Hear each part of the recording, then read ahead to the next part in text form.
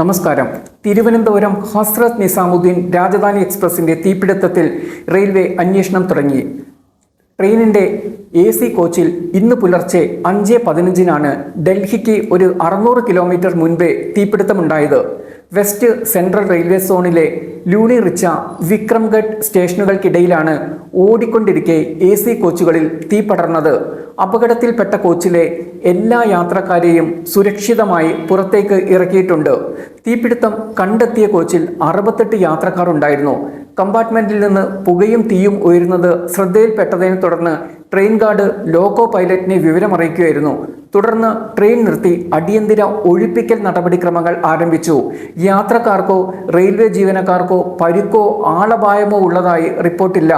Railway ജീവനക്കാരും ഉദ്യോഗസ്ഥരും സ്ഥലത്തെത്തി തീ അണയ്ക്കൽ പ്രവർത്തനങ്ങളിൽ ഏർപ്പെട്ടിട്ടുണ്ട്. സംഭവത്തെക്കുറിച്ചുള്ള വിവരം ലഭിച്ചയുടൻ കോട്ട റെയിൽവേ ഡിവിഷനിൽ നിന്നുള്ള ദുരിതാശ്വാസ രക്ഷാസംഘങ്ങളെ സ്ഥലത്തേക്ക് അയച്ചിട്ടുണ്ട്. റെയിൽവേ അധികൃതർ വ്യക്തമാക്കുന്നു. സംഭവത്തെ തുടർന്ന് കോട്ട ഡിവിഷനിലെ മുതിർന്ന ഉദ്യോഗസ്ഥരും സ്ഥലത്തേക്ക് തിരിച്ചിട്ടുണ്ട്. സ്ഥിതിഗതികൾ പൂർണ്ണമായും നിയന്ത്രണത്തിലാണ്. അതേസമയം മറ്റു ട്രെയിനുകൾ തടഞ്ഞു വെച്ചിട്ടുണ്ട്. തീപിടുത്തത്തിന്റെ കാരണം അന്വേഷിച്ചു വരികയാണ്, അധികൃതർ പറയുന്നു. വെള്ളിയാഴ്ച തിരുവനന്തപുരത്ത് നിന്ന് പുറപ്പെട്ട രാജധാനി എക്സ്പ്രസ് ട്രെയിൻ ഇന്നുച്ചയ്ക്ക് 12:30 ഡൽഹിയിലെ ഹസ്രത്ത് നിസാമുദ്ദീൻ റെയിൽവേ സ്റ്റേഷനിൽ എത്തേണ്ടതായിരുന്നു. അപകടം സംഭവിക്കുമ്പോൾ ട്രെയിൻ ഡൽഹിക്ക് ഏകദേശം 650 കിലോമീറ്റർ അകലെയായിരുന്നു. അപകടത്തെ തുടർന്ന് ചില ട്രെയിനുകൾ വിവിധ സ്റ്റേഷനുകൾ പിടിച്ചിട്ടിട്ടുണ്ട്. അപകടം റൂട്ടിലെ റെയിൽ ഗതാഗതത്തെ തടസ്സപ്പെടുത്തി. കുറഞ്ഞത് 18 ട്രെയിനുകളുടെ ഷെഡ്യൂളുകളെ അപകടം ബാധിച്ചിട്ടുണ്ട്. എന്താണ് തീ പടരാൻ കാരണം എന്നതിൽ വ്യക്തതയില്ല. 2 ആഴ്ചയ്ക്കുള്ളിൽ നടക്കുന്ന രണ്ടാമത്തെ സംഭവമാണിത്.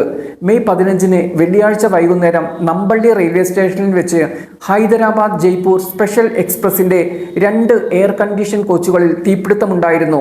രാത്രി 7 മണിക്ക് ജയ്പൂരിലേക്ക് പുറപ്പെടുന്നതിന് തൊട്ടു മുമ്പ് ട്രെയിനിന്റെ 3 ടയർ AC കമ്പാർട്ട്മെന്റിലെ B1 B2 കോച്ചുകളിൽ തീപിടുത്തമുണ്ടായതായി റെയിൽവേ ഉദ്യോഗസ്ഥർ പറഞ്ഞു. ആളപായമൊന്നും അന്നും റിപ്പോർട്ട് ചെയ്തിട്ടില്ല. ഉന്നതതല അന്വേഷണത്തിന് എന്തായാലും റെയിൽവേ ഉത്തരവിട്ടേക്കും.